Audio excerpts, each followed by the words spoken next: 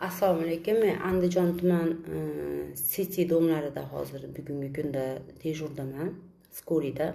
Hozir shunday holat bo'ldiki, 103 ga telefon qilib, bir ayol bizdan nafaqani so'rayapti. Uni oldiga biz borganimizda hech qanday bemori yo'qligini, unga nafaqani kerakligini aytyapti. U yerda men juda ham ko'p haqoratlar eshitdim. Tvar dedi, sen qanday menga nafaqani bermaysan, Cityda nafaqani topa olmadik deyapti. Nima, Skoriydagilar odam emasmi?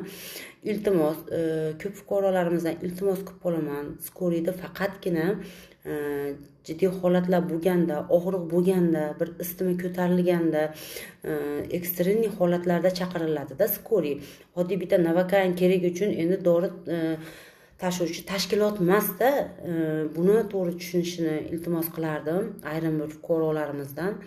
Juda ham xafa bo'lib ketdim hozir. Albatta ustidan raport qilinyapti. Albatta huquqiy chora ko'riladi.